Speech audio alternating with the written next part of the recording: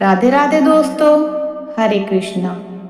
श्री गणेशाय नमः। तो स्वागत है आपका अपने YouTube चैनल यश भक्ति वीडियोस में, जहां आपको मिलती है भक्ति से जुड़ी सारी संपूर्ण जानकारी। तो चलिए वीडियो को स्टार्ट करते हैं। तो आज हम आपको बताने वाले हैं पौष मास की कृष्ण पक्ष में पड़ने वाली संकष्टी चतुर्थी के बारे में और चौथ माता की कथा, जिसे सुनने मात्र से सभी सुखों की प्राप्ति होती है और मनवांछित फल की प्राप्ति होती है। तो चलिए वीडियो को स्टार्ट करते हैं। ओम श्री चौथ माता नमः। संतान की रक्षा करने वाली, बच्चों को दीर्घायु प्रदान करने वाली और माताओं की ममता की रक्षा माँ चौथ माता की यह पावन कथा, जो श्रद्धा और विश्वास के साथ पढ़ी या सुनी जाती है, उससे घर परिवार में सुख शांति और मंगल कामना का वास होता है। चौथ माता व्रत कथा बहुत प्राचीन समय की बात है। भारत के पश्चिम भाग में स्थित एक छोटे से गांव में हरिदत्त नाम का एक सज्जन व्यक्ति रहता था। वह बहुत ही परिश्रमी, ईमानदार और धर्म में विश्वास रखने वाला व्यक्ति था। उसकी पत्नी का नाम कमला था। कमला अत्यंत संस्कारी, धैर्यवान और ईश्वर में अटूट श्रद्धा विश्वास रखने वाली स्त्री थी। उसके घर में धन धान्य की कोई कमी नहीं थी, लेकिन वर्षों से एक कमी उन्हें भीतर ही भीतर दुखी करती थी, संतान का अभाव। कमला हर दिन भगवान की पूजा करती, मंदिर जाती और मन ही मन ईश्वर से यह प्रार्थना करती कि उसे भी मां बनने का सुख सौभाग्य मिले। समय बीतता गया। रिश्तेदारों की बातें, समाज के ताने और खाली आंगन कमला के हृदय को तोड़ रहा था, लेकिन उसने कभी भगवान से शिकायत नहीं की। वह सोची, जो ईश्वर करता है, जो ईश्वर से की इच्छा से होता है, वही अच्छा होगा। एक दिन भगवान में एक वृद्ध ब्राह्मणी आई। उसके मुख पर तेज था और वाणी में शांति। उसने कमला की व्यर्थ सुनी और कहा, बेटी, यदि तुम सच्चे मन से चौथ माता का व्रत करोगी तो माता अवश्य तुम्हारी मनोकामना पूर्ण करेगी। कमला के हृदय में आशा की एक किरण उठी और वह सोचने लगी। कमला ने भाद्रपद शुक्ल पक्ष की चतुर्थी को चौथ माता का व्रत प्रारंभ किया। वह सूर्योदय से पहले उठकर स्नान करती, घर और पूजा स्थान को साफ सुथरा करती, चौथ माता की मिट्टी या चित्र स्थापित करती और सच्चे मन से उनकी पूजा आराधना करती। वह दिन भर उपवास रखती, कथा सुनती और संध्या के समय माता से यह प्रार्थना करती, हे माता, मुझे संतान नहीं भी दो तो मेरे मन को शांति अवश्य ही दे देना माता। कई वर्षों तक कमला ने यह व्रत पूरी श्रद्धा से किया। एक रात उसने सपने में दिव्य प्रकाश दिखाई दिया।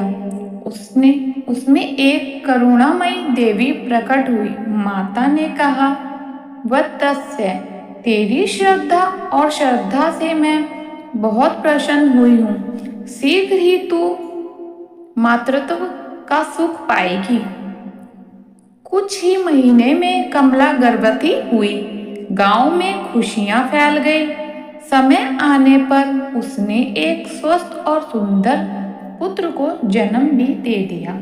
कमला ने पुत्र का नाम दीपक रखा। वह अत्यंत तेजवान और सुंदर था। वह माता चौथ की असीम कृपा से बड़ा होने लगा। लेकिन एक वर्ष चतुर्थी के दिन कमला किसी करुणावश व्रत नहीं कर पाई। उसी रात दीपक अचानक गंभीर रूप से बीमार हो गया। कमला रोने लगी। उसने माता के वचन याद आ गए। उसने उसी क्षण संकल्प लिया और पूरी विधि विधान से चौथ माता का व्रत भी किया। उसकी आंखों से आंसू बहने लगे और वह बार बार कहती, मुझे दंड दो माता, पर मेरे बच्चे को एकदम स्वस्थ और सही से कर दो। कुछ ही समय में दीपक स्वस्थ हो गया। उसी रात माता ने फिर कमला को दर्शन दिए और कहा, जो नारी श्रद्धा से मेरा व्रत का पालन करती है, उसकी संतान की रक्षा मैं स्वयं अपने आप से ही करती हूँ। उस दिन से कमला और पूरे गांव में चौथ माता का व्रत श्रद्धा से किया जाने लगा। भगवान गणेश जी की कथा। चौथ माता की कथा के साथ भगवान श्री गणेश की कथा सुनना भी अत्यंत शुभ और सौभाग्य से भरा माना जाता है। वह प्राचीन समय की बात है। माता पार्वती ने स्नान करते समय अपने शरीर के उबटन से एक बालक की रचना की और उसमें प्राण डाल दिए। उन्होंने उसे द्वार पर पहरा देने के लिए कहा और बोला कि कोई भी अंदर ना आ पाए। उसी समय शिव वहां आए। बालक ने उन्हें अंदर जाने से रोक दिया। शिव जी बहुत क्रोधित हो गए और अपने त्रिशूल से गणेश जी का सिर को काट डाला। माता पार्वती बहुत क्रोधित होकर और विलाप करने लगी। तब भगवान शिव ने तुरंत हाथी का एक सर लाकर उस बालक के धड़ से जोड़ दिया और उसे जीवित कर दिया। उन्होंने कहा, आज से तुम गणेश कहलाओगे। कोई भी शुभ कार्य तुम्हारे पूजन के बिना पूर्ण नहीं होगा। सबसे पहले तुम्हारी पूजा होगी, उसी के बाद और देवताओं की पूजा संपूर्ण मानी जाएगी। गणेश भाद्रपद मास की गणेश चतुर्थी को गणेश जी का विशेष पूजन किया जाता है। मान्यता है कि इस दिन गणेश जी और चौथ माता दोनों की कृपा के साथ प्राप्त होता है। इस दिन पूजा करने से चौथ माता और गणेश जी की संपूर्ण विधि प्राप्त होती है। हे चौथ माता और गणेश जी, हम सब पर अपनी कृपा बनाए रखना। हमारे बच्चों को स्वस्थ, बुद्धिमान और दीर्घ बनाना। घर परिवार में सदा सुख शांति बनाए रखना। जय चौथ माता, जय गणेश भगवान। अब गणेश जी की आरती। जय गणेश जय गणेश जय गणेश देवा, माता जगी पार्वती पिता महादेवा। भाद्र मास चतुर आई व्रत तेरा महान, जो नारी श्रद्धा से पूजे होए उसका कल्याण। काजल रोली दीप सजाकर जो तेरी आरती गावे, माता उसकी झोली भर दे। दुख दरिद्रता मिटाओ, जय गणेश चौथ माता।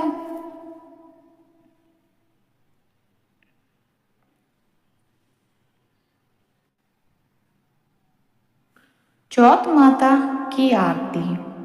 जय जय चौथ माता, जय जय सुखदायिनी, संतान सुख देने वाली, मंगल की हो धारणी।